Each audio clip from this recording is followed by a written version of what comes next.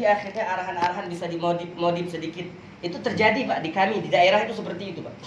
Kami dari Lombok. Itu terjadi di daerah itu seperti itu. Akan suruh tidak tahu, tidak ada masalah kita buat arahan sedikit seperti ini. Padahal hadirin yang mulia, ini adalah suatu kisah yang memang memberikan contoh kepada kita bahwasanya musyawarah itu penting. Musyawarah itu penting, dan apa yang sudah diarahkan itulah yang dijalankan. Yang kadang-kadang secara logika kita ini tidak masuk. Tidak masuk, tapi hadirin yang mulia, namun Allah Subhanahu wa taala melihat ketaatan. Karena di balik ketaatan ini nanti hadirin mulia akan terdapat kemudahan-kemudahan. Jalan keluar dari semua masalah hadirin. Dan ini dijalankan oleh Salman Al-Farisi. Jangan buat apa-apa sampai kita lapor kepada Nabi. Maka setelah lapor kepada Nabi SAW dan Kalbuzari keadaan yang ada di lapangan, apa jawab Nabi? Ana nazil. Saya yang langsung turun. Maka hadirin yang mulia, ini pun istimbat diambil oleh Hadraji Maulana Sa'ad. Beliau katakan bahwasanya dalam hal ini ketika kesulitan terjadi di mana-mana hadirin mulia, maka diharapkan sop pertama ini harus turun. Sop pertama harus turun. Ini sebagai contoh dari kalimat ana nazil, saya yang turun. Maknanya adalah an-nabiyyu aula bil mu'minina min anfusihim. Sesungguhnya nabi ini kalau dibalik dari sisi hadirin mulia, sisi makna dari ayat ini, sahabat mendahulukan nabi dalam segala hal. Tapi Nabi SAW, Pak Kiai Halim, Kiai kami waktu di Sragen, sering membahas ayat ini dengan terbalik, yaitu dari atas. Maknanya Nabi SAW, walaupun sahabat mendahulukan Nabi dalam segala hal, tapi Nabi sendiri dalam segala hal mendahulukan dirinya. Artinya dalam hal mujahadah itu lebih daripada sahabat. Dalam hal contoh, Nabi yang langsung turun lebih awal. Maka hadirin mulia, ketika itu sahabat-sahabat menggali parit itu mengganjal batu di perut mereka. Namun ketika Nabi SAW turun hadirin dan melihat keadaan Salman Al-Farisi dalam kisahnya, beliau memiliki postur tubuh yang besar, kan kekuatan fisiknya luar biasa, mengangkat apa istilahnya itu, nyedrop palu besar untuk memecahkan batu tersebut. Namun itu batu hadirin mulia sedikit pun tidak bergeming, tidak pecah. Diangkat lagi dengan sekuat tenaga, tidak ada perubahan apa-apa hadirin mulia. Maka dengan kekuatan fisik seperti yang dimiliki oleh Salman secara zahir mestinya itu pecah. Akhirnya hadirin yang mulia, Nabi SAW, ana nazil, saya yang turun. Nabi ambil itu pemukul hadirin mulia, kemudian beliau angkat. Pak Kiai Halim dulu pernah menjelaskan kisah ini. Ketika mengangkat terlihatlah bahwasanya perut Nabi diganjal oleh 2 batu. Ternyata seorang pemimpin sop pertama dalam hal mujahadah, dia lebih mujahadah daripada sahabat. Sahabat 1 batu, tapi Nabi 2 batu. Artinya Nabi lebih lapar hadirin mulia dalam keadaan kondisi pada saat itu. Namun bismillah, dipukullah. Maka setelah itu pecah batu dan keluar cahaya. Kemudian Nabi bertakbir. Maka Nabi SAW menjelaskan sesungguhnya cahaya yang diperlihatkan bersama dengan cahaya tersebut Allah telah nampakkan bahwasanya Rum takluk. Rum akan terbuka dan akan diduduki oleh sahabat-sahabatku nantinya. Begitu pula bismillah untuk yang kedua, dipukul lagi yang mulia, maka pecah lagi dan keluar cahaya. Versi tunduk. Kemudian bismillah dipukul lagi, kemudian takbir. Nabi katakan Syam tunduk semua. Salman Al-Farisi hadirin mulia sebagai saksi, sungguhnya apa yang dikatakan Nabi itu dalam hidupku aku telah menyaksikannya. Semuanya telah ditundukkan oleh Allah Subhanahu wa taala untuk sahabat, untuk kaum muslimin. Apa yang bisa kita ambil daripada kisah ini hadirin mulia? Maulana Sa'ad damat barakatuh beliau jelaskan, sesungguhnya hadirin mulia, bila sop pertama ini turun hadirin mulia, maka sebagaimana Nabi itu turun. Pertama, masalah selesai, itu masalah batu. Yang kedua, berita gembira bermunculan hadirin mulia. Maka sekarang keadaan dunia ini bermasalah hadirin. Dan itu kita tahu bersama. Dan kita lihat bersama. Dan bagaimana solusi kita, solusi yang harus dibuat oleh umat Islam ketika menghadapi masalah seperti ini. Maka dalam hal ini hadirin mulia, Allah Subhanahu wa taala berikan ilham kepada amir dunia, yaitu Hadraji Maulana Sa'ad Damat Barokatuh, yang tertibnya, uslubnya, arahannya hanya satu-satunya arahan yang berjalan pada saat kondisi pada saat ini di seluruh dunia. Yang lain vakum, yang lain tidak tahu buat apa. Itu keadaannya kita lihat sendiri kan. Di tempat kami pun juga begitu. Maaf, sebelah pun juga. Waktu itu kami berjumpa di satu pertemuan. Apa ya? Bagaimana Kalguzari? Bagaimana cerita? Bagaimana rombongan kalian? Maka kami Kalguzarikan, ini jemaah Medan baru masuk 2 rombongan. Baru-baru ini baru masuk 2 rombongan, kemudian jemaah Bandung masuk lagi, kemudian jemaah dari Jawa Timur masuk. Loh, kok bisa masuk jemaah-jemaah kalian? Dan mereka heran sebenarnya, yang lain ini heran melihat kenapa kalian masih bisa bergerak dan menggerakkan. Sementara memang tidak ada arahan bagi yang lainnya, itu vakumlah dalam buat kerja ini hadir. Tapi Masya Allah, setelah kita ikuti arahan, kami pun telah buat 5 titik ijtima kabupaten di NTB, di Lombok. Dan kami telah usulkan hal itu karena terkait dengan datangnya surat dari Maulana Sa'ad untuk mengadakan jur kudama. Apakah ijtima kabupaten ini kami pending, nanti kita satukan dia di ijtima kudama? Maka syuro kita menjawab, tidak ada istilah pending. Sesuatu yang sudah dibuat, jalankan, jangan mundur. Dan nanti sisa-sisa dari jemaah yang dikeluarkan kami akan garap pada waktu ijtima kudama. Akhirnya kami buat 5 tempat itu kami buat dalam kondisi pandemi ini. Dan tentunya seperti yang diarahkan, tidak melawan kepada pemerintah, protokolnya semua kita ikuti protokol kesehatan. Alhamdulillah ijtima pertama sampai pada ijtima yang kelima itu semua berjalan lancar dan semua mengeluarkan jemaah. Ijtima pertama kebetulan di tempat kami sendiri, kami tuan rumah. Ijtima pertama target kehadiran 1000 orang, yang hadir 1000 lebih hadirin. Itu artinya Masya Allah, ini ketika arahan kita jalankan, kita yakin 100%. Sebagaimana yakinnya sahabat kepada perintah Nabi, itu tidak ada 90%, 100% mereka yakin bahwa di balik perintah Nabi ini, walaupun itu sepertinya bertentangan dengan akal pikiran kita, pasti di situ ada kemudahan yang Allah bagi. Nah, kita pun belajar yakin atas ini arahan, bismillah kita jalankan. Memang di sana sini sepertinya kalau kita buat nanti kita dibubarkan, ada perasaan-perasaan seperti itu, tapi kita buat saja sesuai arahan, teman-teman. Insya Allah, dan kami telah buat sesuai arahan itu, dan tidak ada masalah. Ijtima kabupaten yang 5 titik kami buat, tidak ada masalah apa sampai sekarang. Dan mengeluarkan jemaah 4 bulan 40 hari. Maka hadirin yang mulia, nah kita pun juga ingin hadirin, kita pun juga ingin bagaimana supaya ijtima yang akan dibuat ini, dan sekarang semua mengosongkan tempat, arahannya kosongkan Madinah, seperti pada halnya waktu itu hadirin mulia. Ini pun dikutip oleh Hadraji Maulana Sa'ad dalam suratnya, itu bagaimana menyelesaikan masalah kemurtadan, menyelesaikan masalah nabi-nabi palsu yang bermunculan, menyelesaikan masalah agama berkurang dalam hal pelaksanaan harian, seperti misalkan zakat yang waktu itu pada zaman Nabi dibayar dengan talinya, ini ternyata zakat hanya dibayar dengan barangnya, dengan hewannya, dengan untanya, tapi tidak dengan talinya. Kalau demikian halnya, maka Abu Bakar Siddiq radhiyallahu anhu langsung berkhutbah, ayang kusuddinu ana hayy, agama tidak boleh berkurang sedangkan Abu Bakar itu masih hidup. Kalau dulu membayar zakat dengan talinya, maka bila sekarang itu tidak terjadi seperti itu, aku akan perangi, kata Abu Bakar Siddiq. Maka hadirin yang mulia, seperti itulah kerisauan yang dibuat oleh seorang amir. Maka hadirin yang mulia karena Allah Subhanahu wa taala, itu sekarang terjadi hadirin mulia. Kita ingin bagaimana supaya sukses ijtima ini. Maka subhanallah, syuro-syuro kita mulai bergerak. Sebagaimana Nabi SAW sabdakan, ana nazil, saya yang turun. Maka sop pertama sekarang ini semua kosongkan tempat saja, dibagi kepada 6 kelompok.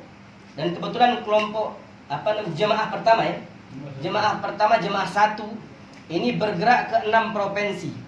yang sebelumnya telah mengadakan musyawarah dari semua perwakilan dari 6 provinsi hadir di Jogja pada waktu itu, bermusyawarah tentang bagaimana membentuk jemaah, kemudian rute jemaah seperti apa ke 6 provinsi tersebut untuk membuat ijtima Kudama sebagaimana arahan Hadraji Maulana Sa'ad Damat Barokatuh. Maka hasil daripada pertemuan tersebut, tuan-tuan yang mulia, akhirnya dibuat rute, disepakati rute. Pertama adalah Jakarta. Jakarta dibuat di 4 titik. Pertama di Bekasi, alhamdulillah sudah berjalan dan mengeluarkan rombongan.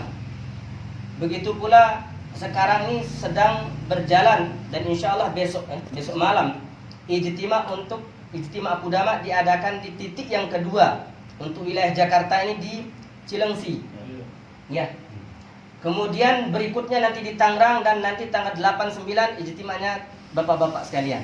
Ya, ijtima yang tempat ini nanti gabung dengan Kebun Jeruk. Tanggal 8 9. Target yang disepakati oleh syuro kita adalah 1 jemaah 4 bulan minimal ini. Ataupun maksimalnya berapa? Bebas. Tapi minimalnya adalah 1 jemaah 4 bulan dari setiap halakah dan 2 jemaah 40 hari. Ini target kata syuro kita, tidak muluk.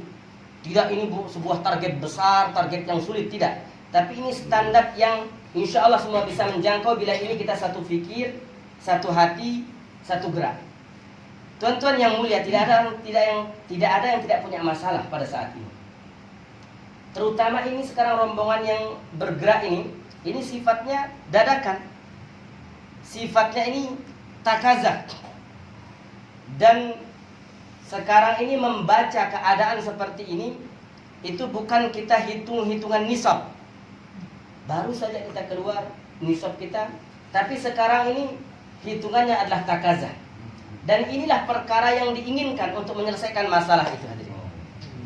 Itu hitungan takazah, bukan hitungan nisab. Kalau kita hitung nisab tahun depan lah kita keluar kan, apalagi baru pulang, baru selesai. Tapi subhanallah, yang diinginkan adalah yang sudah babak belur ini, itu yang diberangkatkan, dan disitulah nanti ada pertolongan Allah Subhanahu Wa Taala. Kita bersedia insya Allah, Pak. Ini kita belajar. Kami pun juga di daerah seperti itu, dengan tafakut sekian 6 provinsi, coba dengan takazah dadakan. Ini mendadak, masing-masing orang dalam tafakut perjalanan ini 4,2. Itu secara zahir dari mana kita dapat dadakan seperti itu kalau yang ekonominya biasa. Tapi bismillah Pak, bismillah, kami pun akhirnya musyawarah dan akhirnya alhamdulillah diberangkatkan. Diberangkatkan oleh Allah Subhanahu Wa Taala, karena memang kita harus yakin kerja ini kerja Allah. Kekuatan orang yang dipilih dalam kerja ini adalah kekuatan yang menghantarnya. Kita belajar untuk perkara tersebut, tuan-tuan. Semua bersedia insyaallah. Insyaallah. Maka hadirin dimuliakan Allah Subhanahu Wa Taala. Kemarin dalam bayan hidayah Maulana Ali, beliau sampaikan ini dakwah. Al-Quran adalah kitab dakwah. Di dalamnya membahas 2 fikih saja. Fikih dakwah dan fikih ibadah. Fikih dakwah di dalam Al-Quran ini adalah Allah jelaskan sedetail-detailnya. Fikih dakwah ini secara tafsiliyah. Kalau fikih ibadah ini secara ijmaliyah. Tafsiliyah ini perinci, Pak, tentang dakwah ini. Jadi beliau jelaskan sesungguhnya dakwah itu adalah perintah sendiri. Kemudian nafar di dalam dakwah adalah perintah sendiri. Apa nafar dalam dakwah itu? Gerak, keluar. Nafar ini bahasa Qur'annya, tapi bahasa hadisnya khuruj. Kharaja yakhruju khuruj. Itu bahasa hadis. Kita sering dengar kalimat khuruj fisabilillah, khuruj fisabilillah, itu bahasa hadis. Tapi bahasa Qur'an adalah nafar. Maka dalam hal ini hadirin mulia, beliau jelaskan sesungguhnya dalam nafar fisabilillah ini ada bentuk perintahnya jelas sekali. Dan ada bentuk perintahnya sindiran. Dan ada bentuk perintah dalam nafar fisabilillah ini adalah ancaman, hadirin. Bentuk perintah nafar yang jelas adalah infiru khifafan wa thiqala. Wajahidu bi amwalikum wa anfusikum fi sabilillah. Dzalikum khairul lakum in kuntum ta'lamun. Ini ayat jelas. Perintahnya adalah berangkat kalian. Dalam keadaan berat, dalam keadaan ringan. Sehingga sahabat waktu itu banyak yang mengambil ayat ini tidak menafsirkan terlalu dalam, tapi ditafsirkan saklek sesuai dengan maknanya sudah. Artinya, ada seorang sahabat, beliau kisahkan ini, Maulana Ali kemarin. Sahabat ini besar badannya, besar, gemuk. Saking besarnya, ini pinggul pantatnya ini tidak muat duduk di antara celah punuk onta itu, tidak muat. Dia susah payah naik, susah payah untuk duduk. Sehingga sahabat-sahabat yang lain katakan, sudahlah kau ini punya uzur, tidak usahlah berangkat. Biarlah kami ini yang masih segar, bugar, kemudian badan tidak ada masalah, berat badan juga tidak mengganggu. Nah kau ini kalau naik itu susah, bagaimana nanti perang? Bagaimana nanti bergerak di sana? Apa jawab sahabat tadi? Kalian tidak baca ayat infiru khifafan wa thiqala wajahidu bi amwalikum anfusikum fi sabil. Kalian tidak baca ayat yang berbunyi berangkatlah dalam keadaan ringan ataupun berat. Nah aku sekarang ini berat, kata beliau. Aku akan berangkat sesuai dengan makna ayat itu. Seperti ini sahabat hadirin mulia memahami kalau perintah adalah perintah. Tapi kita sudah jelas ini perintah, masih juga kita cari celah hadirin. Kemudian di sisi lain juga ayat berbunyi ini bentuknya sindiran. Ya ayyuhalladzina amanu ma lakum idza qila lakum infiru fi sabilillah thaqaltum ilal ard araditum bil hayatid dunya minal akhirah fama mata'ul hayatid dunya fil akhirati illa qalil. Wahai orang-orang yang beriman, ada apa dengan kalian? Kenapa ketika kalian dipanggil, ditashkil untuk keluar, idza qila lakum infiru, ketika ada berita berangkat untuk keluar di jalan Allah Subhanahu wa ta'ala, saqaltum ilal ard, berat sekali duduk kalian tuh di tempat kalian tuh, seolah-olah susah untuk diangkat. Pantat untuk duduk, untuk berdiri, tashkil untuk siap itu, kenapa kalian susah? Dan Allah katakan araditum bil hayatid dunya minal akhirah. Kalian mau menukar kenikmatan akhirat dengan dunia yang sementara. Sindiran, disindir. Nah kita juga sudah jelas disindir, masih belum berangkat juga. Ada ayat ancaman hadirin. Illa tanfiru yu'adzibukum adzaban alima. Kalau kalian tidak mau berangkat, akan ada azab untuk kalian. Azab itu sangat pedih sekali. Maka hadirin yang mulia, melihat kondisi seperti sekarang ini hadirin mulia, apakah kita katakan ini ujian seperti sini dikatakan nih Bang Faris ya? Beliau sampaikan, masya kita menganggap pandemi sebagai ini bukan ujian biasa, ini perkara besar, melumpuhkan semua keadaan di seluruh dunia hadirin mulia. Dan ini yang Nabi kita SAW minta perlindungan darinya. Ada satu doa Nabi, tuan-tuan yang mulia. Nabi kata Abdullah bin Umar, Nabi jarang bangkit dari majlis bersama dengan kami kecuali ia doa dengan beberapa kalimat doa ini. Allahumma qasim lana min khasyatik ma tahul bihi bainana wa baina ma'siyatik. Sampai kepada kalimat la taj'al musibatana fi dinina. Ya Allah, jangan engkau jadikan di dalam agama kami ini sebuah musibah yang kami tidak sanggup. Nah sekarang ini musibah dalam agama itu nampak tuan-tuan, nyata. Dulu kita tidak pernah menyangka masjid kita bangun dengan harta kita, dengan gotong royong masyarakat kita, kok tiba-tiba ada orang melarang kita untuk masuk masjid kita sendiri. Apa ini tidak musibah tuan-tuan? Ini musibah, musibah besar hadirin. Maka hadirin yang mulia, Amir dunia ini melihat keadaan dunia seperti saat ini hadirin mulia, kondisi boleh dikatakan ini adalah merupakan satu ujian besar. Katakanlah ini adalah ketika ayat yang mengatakan illa tanfiru yu'adzibukum adzaban alima. Mungkin karena kita tidak berangkat maka Allah jadikan kondisi pada saat ini seperti ini. Hadirin mulia, maka diinginkan untuk solusinya adalah mengosongkan Madinah tadi. Solusinya adalah mengosongkan tempat kita untuk nafar fi sabilillah, untuk keluar dari Allah Subhanahu wa taala. Hadirin yang mulia, ketika sahabat Nabi SAW itu ia mencuri, kemudian sampai berita itu kepada Nabi dan kemudian dibawa ke hadapan Nabi, kemudian dengan saksi, maka akhirnya hudud had untuk dia ini diputuskan, ditegakkan dengan potong tangannya. Dan Nabi SAW menangis. Kemudian Nabi ditanya, kenapa engkau menangis? Karena memang ini sudah hudud, sudah had, sudah sepertilah aturan di dalam Islam. Yang kata Nabi SAW, kalau kalian memaafkan dia ini, tidak seperti ini kejadiannya. Tidak mesti harus ditegakkan hudud untuk dia. Kalian maafkan dia di belakang, selesai masalahnya. Kalian tidak bawa hal ini kepada pengadilan, kemudian di situ ada hakim dan di situ ada 2 saksi, ya sudah. Seperti itulah Islam harus menegakkan hududnya. Nabi SAW ketika ada hal-hal yang terkait dengan hudud Islam ini tidak dijalankan, tuan-tuan yang mulia, itu paling keadaan musibahnya untuk diri dia sendiri, ya kan? Untuk diri dia sendiri. Akan tetapi hadirin yang mulia, ketika dakwah ini ditinggalkan, ketika dakwah ini dikurangi takazahnya, itu Nabi SAW sangat marah sekali, hadirin. Sangat marah, hadirin. Seperti contoh sahabat yang ketika ia bukan meninggalkan takazah, tapi dia hanya melambatkan saja, menangguhkan sebentar, ya kan? Dalam kisah yang sudah ma'ruf, dalam kisah yang sudah sering kita baca, sering kita dengar. Kenapa engkau masih ada di tempat ini? Padahal rombongan yang semestinya engkau berada di dalamnya itu sudah berangkat tadi pagi. Aku ingin untuk terakhirnya sholat bersama engkau wahai Rasulullah, sholat Jumat bersama dengan engkau wahai Rasulullah. Nabi sebagai khatibnya, Nabi sebagai imamnya, bagaimana meningkatnya ruhiyat sahabat, kan? Seperti itu.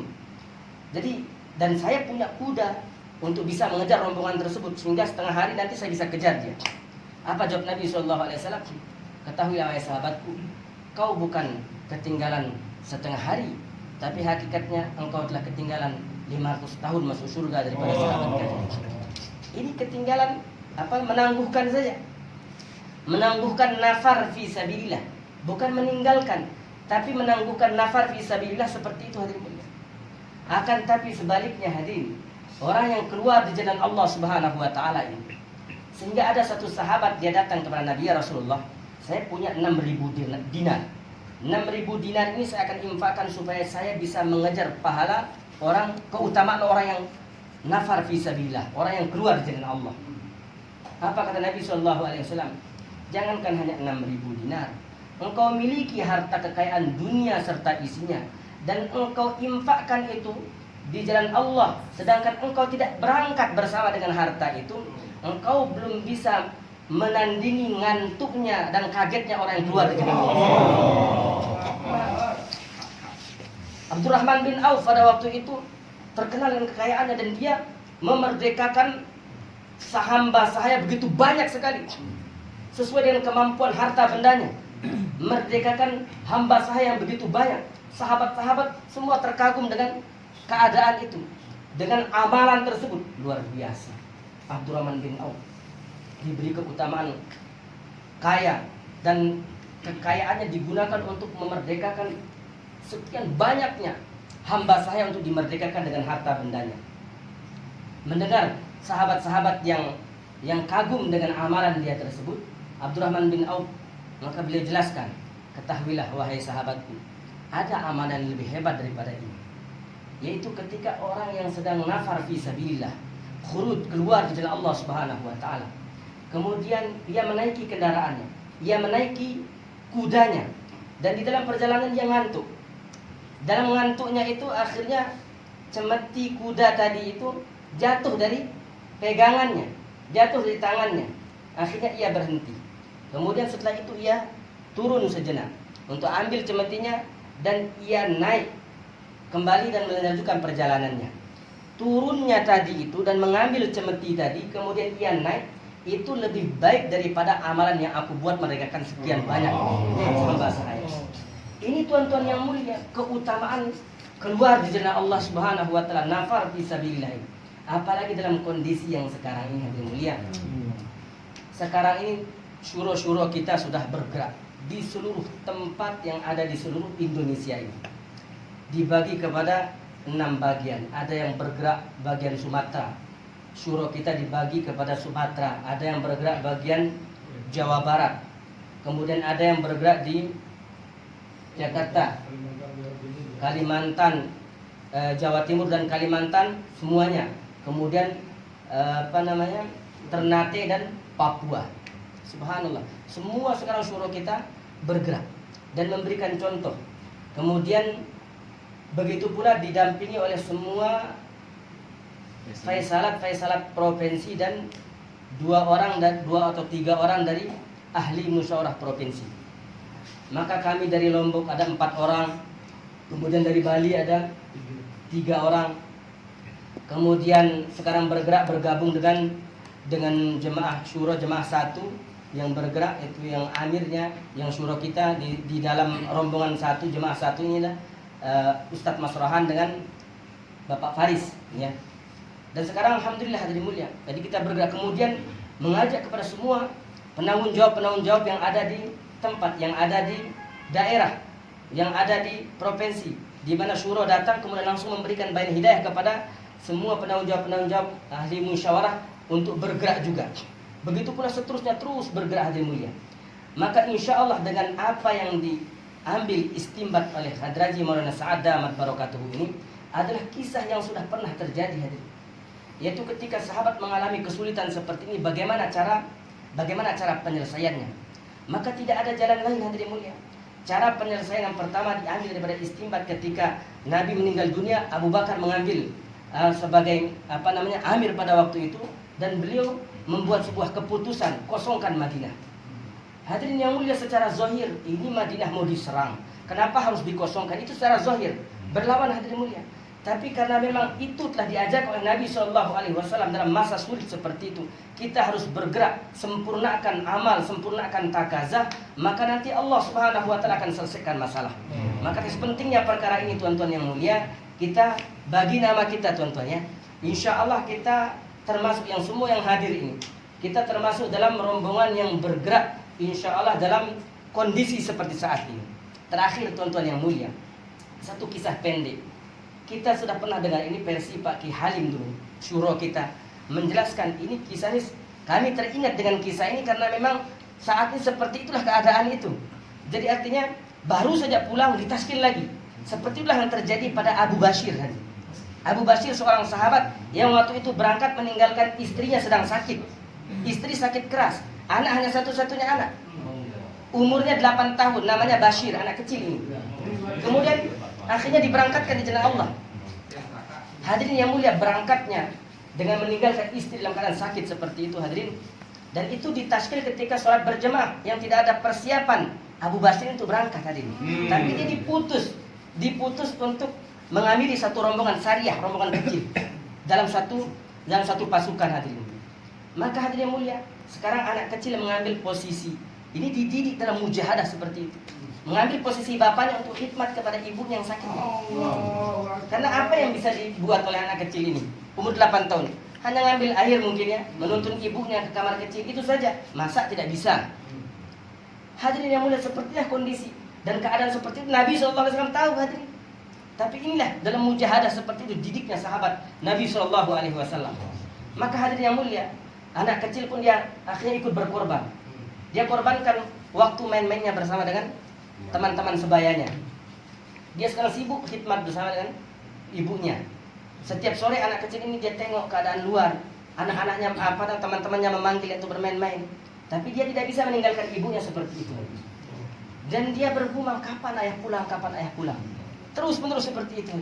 Sampailah berita ini hadirin mulia, ini ibu makin sakit, makin parah sakitnya, makin hari makin parah, makin hari makin parah. Akhirnya hadirin mulia, tapi di sisi lain terdengar berita jemaahnya Abu Bashir ditarik kembali ke kota Madinah oleh Nabi SAW. Maka anak kecil ini gembira. Yang terbayang adalah bisa bermain-main bersama dengan teman-temannya. Bapaknya sudah mau datang, yang menggantikan posisinya kembali, kan begitu. Tapi hadirin mulia, maka karena gembiranya anak kecil, dia lari ke batas ujung kota Madinah. Di situ dia istiqbal bapaknya. Dia lihat rombongan yang datang satu persatu, dan dia jumpai bapaknya. Bapaknya kaget, Bashir, mana? Kenapa kau ada di tempat ini? Maka akhirnya diangkatlah Bashir itu ke atas kuda, kemudian dibawa, karena jemaah biasanya langsung ke masjid Nabi SAW memberikan kalbu zari. Dalam perjalanan tersebut, Bashir anak kecil ini dia sampaikanlah, wahai ayah, ibu makin parah, makin sakit ini, ayah harus pulang, gitu kan?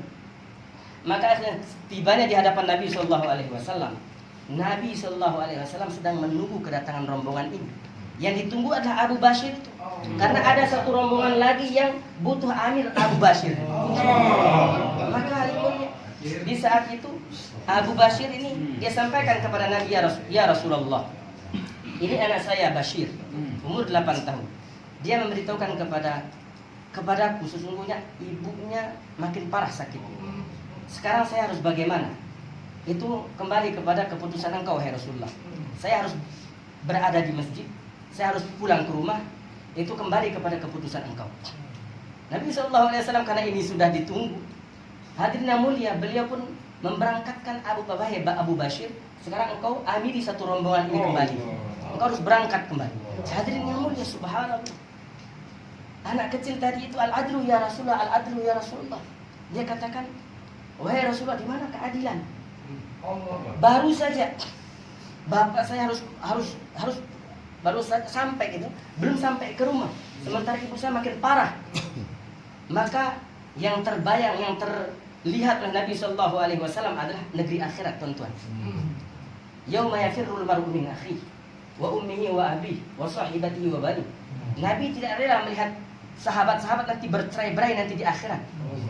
Lebih baik melihatnya bercerai-berai di dunia namun disatukan oleh Allah dalam surga.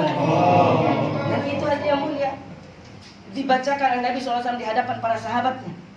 Dan akhirnya diberangkatkan juga dalam keadaan pahit seperti itu, hadirin.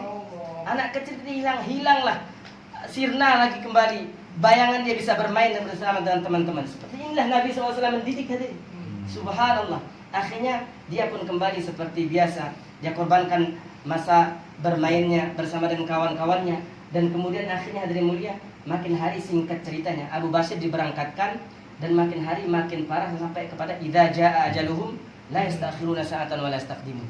Ibunya meninggal dunia dalam keadaan suaminya fi sabilillah. Dalam hadis Nabi, siapa yang ia berangkat di jalan Allah dan salah satu dari ahli keluarganya meninggal, itu dia dihitung fi sabilillah oleh Allah. Itu syahid di jalan Allah.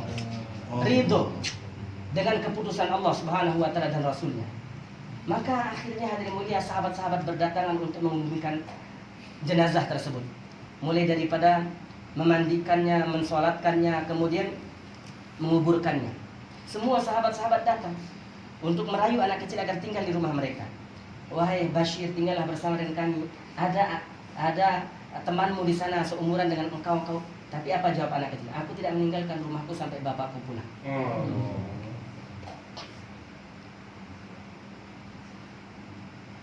Akhirnya, hadirin mulia, berita gembira pun datang, hadir.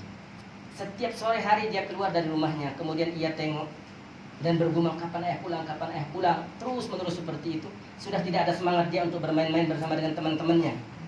Maka hadirin yang mulia, akhirnya berita itu sampai ke telinganya kalau rombongan bapaknya ditarik seperti dahulu kala. Bayangan dia adalah dia lari ke batas kota Madinah untuk istighfar seperti dulu. Maka akhirnya rombongan pun datang, satu persatu lewat. Semua rombongan sudah lewat, dia tidak jumpai bapaknya. Kemudian sambil mengusut matanya, sambil membersihkan debu-debu, mungkin dia sambil berkata, mungkin karena debu-debu kata budak sahabat ini menyebabkan aku tidak melihat bapakku ada di rombongan tersebut. Dia tahu kalau rombongan itu pulang menghadap Nabi SAW. Dia lari sekencang-kencangnya menuju Masjid Nabawi, anak kecil tadi itu. Dan sahabat-sahabat berkerumun memberikan kalbuzari. Kemudian ia pun menyela-nyela sahabat itu karena memang tidak sabar. Di sisi lain ia bergembira bertemu dengan bapaknya, di sisi lain juga ia sedih memberitahu bapaknya kalau ibunya telah tiada. Ini yang bergejolak di hati Bashir, anak kecil ini. Coba seperti itulah Allah Subhanahu wa taala melalui rasulnya, didikan para sahabat, didikan Nabi kepada generasi terbaik itu seperti itu. Nabi SAW mendengarkan kalbuzari dari sahabat-sahabatnya, cerita kisah perjuangan. Maka dalam kisah tersebut ternyata Abu Bashir itu telah syahid di jalan Allah. Maka di saat itu, tuan-tuan yang mulia, Nabi SAW tidak tahan, tidak mampu menahan air matanya. Belum kering kubur dari ibunda anak ini, hadirin mulia, belum kering, baru saja dia sudah kehilangan ibunya, akankah dia sekarang mendengar berita kalau bapaknya juga sudah tiada? Ini yang Nabi SAW pun hadirin mulia manusiawi menangis. Kemudian anak kecil tadi itu sampai mendekat kepada Nabi dan berbisik, ya Rasulullah, aina wali? Wahai Rasulullah, mana bapak? Nabi SAW hadirin mulia tidak tahan. Nabi SAW bangkit kemudian memeluk anak kecil tadi itu dengan erat hadirin mulia. Sambil bersabda, Bashir ya Bashir, afala tuhibbu ayyakuna Muhammad abak, wa Aisyah ummak, wa Fatimah ukhka. Wahai Bashir, gembira wahai Bashir, gembira wahai Bashir. Sesuai dengan namamu Bashir artinya gembira. Tidakkah engkau puas? Aku sebagai ganti bapakmu. Dan Aisyah sebagai ganti ibumu, dan engkau memiliki saudara perempuan Fatimah. Ini sebelum ayat maka Muhammadun aba ahadim min rijalikum itu turun. Maka hadirin yang mulia, ucapan Nabi itu adalah obat, syifa. Anak kecil itu tiba-tiba dia mengatakan, raditu ya Rasulullah, raditu ya Rasulullah. Dia kembali peluk Nabi sambil mengatakan, aku rela wahai Rasulullah, aku rela wahai Rasulullah. Seperti ini hadirin yang mulia, takaza itu seperti itu pada saat ini seolah-olah begitu. Datang kepada kita, baru saja kita keluar, kondisi kita dalam keadaan sangat-sangat sulit, sangat-sangat susah, sangat-sangat penat, sangat-sangat payah. Tapi hadirin mulia, kita yakin bahwa di balik penat ini, di balik kondisi kita yang susah ini, di balik kondisi kita yang berat ini hadirin mulia, ini yang mungkin makna dari ayat infiru itu kita belajar sekarang. Kita sudah berkali-kali, bahkan kita sudah hafal ayat tersebut, kita hafal maknanya, kita hafal artinya hadirin mulia. Sekarang kita mau belajar hadirin untuk merealisasikan dari lafaz tadi itu kepada makna, kepada amal sekarang. Kita semua dalam keadaan kondisi berat hadirin mulia. Tapi insya Allah kita yakin 100% di balik ini semua Allah Subhanahu wa Ta'ala akan berikan kemudahan-kemudahan. Allah selesaikan masalah-masalah. Allah akan datangkan berita-berita gembira. Setidaknya itu akan kita rasakan, kita ahli keluarga kita. Atas dasar pentingnya perkara ini tuan-tuan, kita insya Allah pastikan nama kita dalam rombongan yang dikeluarkan melalui baik itu sebelum ijtima atau pada waktu ijtima atau setelah ijtima. Semua bersedia insya Allah. Yang kas istima 4 bulan. 4 bulan kas istima. Bapak Nasihun. Bapak Men. Yang kas 4 bulan istima. Bapak Nur. Ali Adrian. Bapak Abu Bakar. Abu Bakar Jepang. Bapak Madin. Bapak Madin. Apa lagi? Pak Toto. Pak Komedi.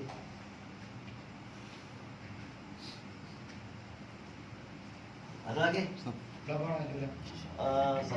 3, 4, 5, 6, 7, 8 orang.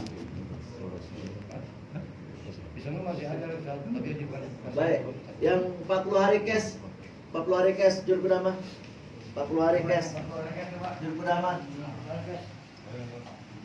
Wabil khusus orang-orang tanggung jawab untuk bergerak di zona Tangerang Selatan.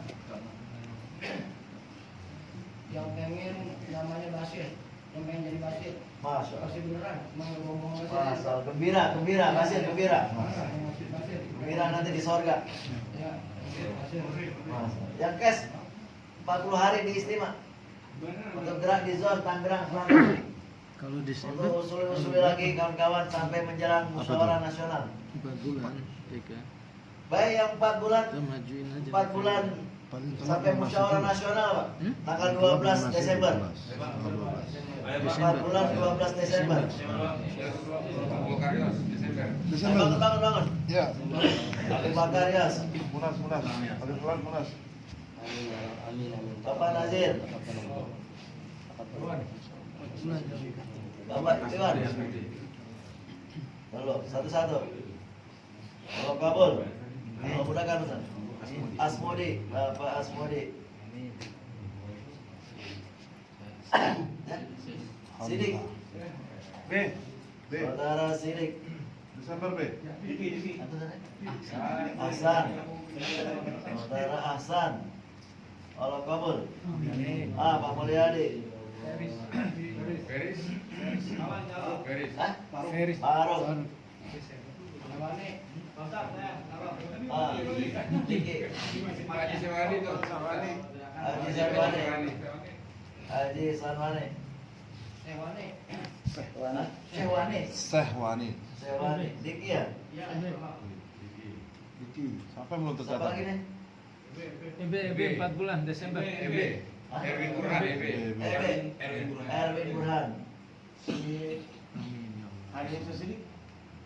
Turun di bawah ini. Maju. Mana jelasnya Desember Peji. Jul. Jul ikut apa kan? Oh, gimana Jul? Jul.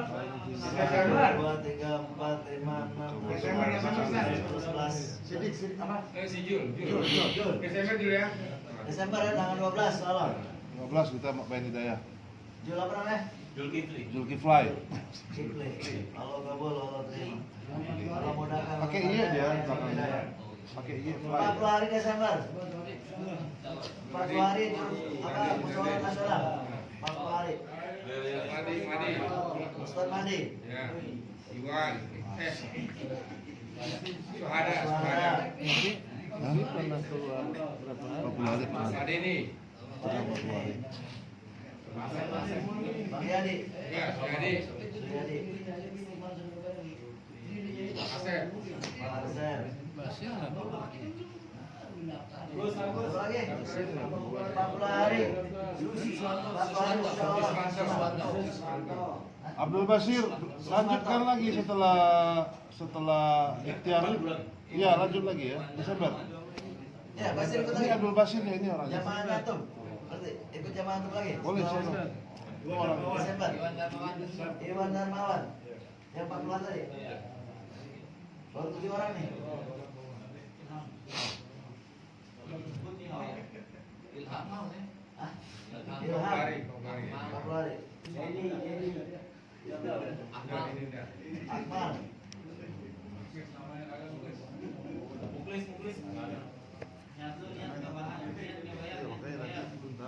Dia dapat pahala, dia dapat pahala. Hah?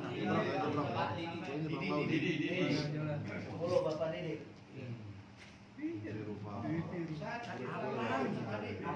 Beda, ada bayangan. Ambil bayangannya siapa? Madi.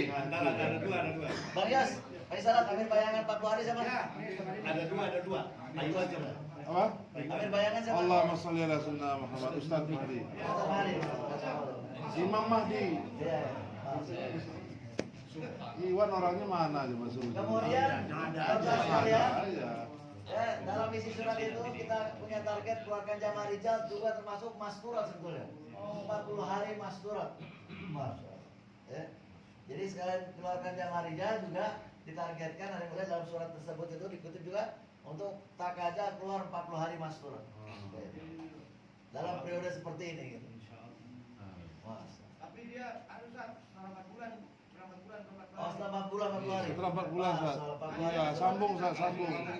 Iya, sama nih. Habis main wapsi langsung main hidayah lagi, Mas Surat. Asyik 40 hari, Ustaz. Sholat. Jadi ya.